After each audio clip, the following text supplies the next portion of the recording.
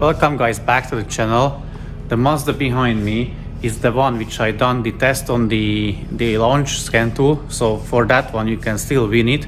There will be a draw, but I don't know when, and I also still need to ship or post the first one. We didn't really have time. So that's the nice Mazda which I told I would get, or like I would buy, because I love the shape, the color and the interior and everything. So well, as you can suspect from the title of the video, this will be interesting one. So the owner messaged me, we can go ahead. Unfortunately, the warranty company or whoever handling the warranty, they didn't approve the claim, made an excuse of wear and tear items, and like, listen to this, we are going to replace the camshaft, which I believe it's not supposed to wear at all. Carbon cleaning, well, that's the byproduct of the EGR and the direct injection, so that's maybe, let's say, questionable. Again, oil pump strainer is blocked, so that will be replaced, and exhaust pressure sensor, which again, they were like a modification from Mazda, so they know or knew that's not the appropriate or not the correct one. They made an upgrade. But now let me switch the camera and show you like a little bit in detail how the engine looks like, because I had a day off yesterday. In meanwhile, Dan and Sean weren't lazy and they disassembled this car real quick. So here it is. Let's have a look at the carbon buildup. It is fairly decent, I would say. I think it has around 80,000 miles on the clock. It looks like the oil was changed quite regularly, because this oil shower is like a brownish yellowish color, which indicates the oil was changed on time. However, one injector, or I would say two injectors of the washers, were leaking, letting the fuel and the in-combustion gases mix with the oil, and that's the result. As you can see, those solid carbon particles. There is the old exhaust pressure sensor that will be changed, and once we further strip the engine, so yeah, also the camshaft is worn, but we already knew that, because I'm not sure if you can see, but I believe you can see it a little bit from here. So there is that lip, the material is missing from in between. So we already knew that, because the owner, I believe, or someone already disassembled or removed the valve cover just to confirm or check the wear of the camshaft. So that is worn, that's going to be replaced.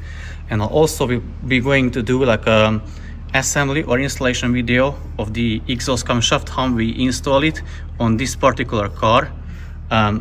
So but that you will be able to use that technique on any 2.2 Skyactiv.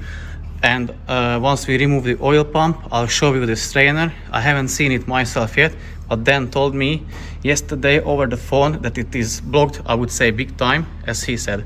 So let me remove or disassemble the engine further, and then I'll show you the other parts and bits. So Sean have removed the oil pump from this Mazda, and let's have a look at the strainer.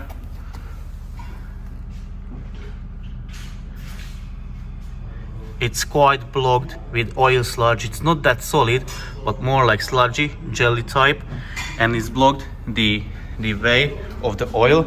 And Sean has already done some cleaning on the top, so let's have a look at that.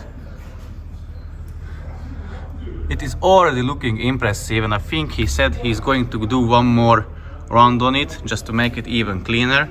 So once this will be fully finished, I'll record how clean we done it. Meanwhile, Dan has finished with the carbon cleaning of this one. As you can see, again, very good results. Me and Sean, or more Sean, put back the oil pan, and just the intake parts need refitting. Yeah, and the car can be assembled together. So here it is. I removed the masking tape, touch up the surface, and I can put the car back together with the rest of the parts. So EGR parts, intake. Once that will be done, I'm going to obviously turn it on, bleed the cooling system, first and foremost fill it up with oil, and then take it for a test drive and let you know, guys, how it went, how it turned out. So this beautiful red Mazda unfortunately has to go. It is finally finished, And the important thing about the test drives that we check again what we've done, double check obviously, and we found out that the oil pan was leaking, so we had to redo it. We removed the pan, drained the oil, removed the pan, and resealed it, waited a day, and then we again double checked it is not leaking now, changed the oil, changed the filter. So the owner at the end of the day, he got 3 oil changes and 3 filters instead of 2, because when we do the oil change problem, we give 2 oil changes and 1 oil flush. So yeah, that was it in this video. Hope you liked it, hope it was valuable for you. Please feel free to leave us a comment, share, subscribe, and give us a like if you want, and also super thanks if you can afford. And don't forget to buy through the Amazon affiliate link from the description below, and we earn small commission from that.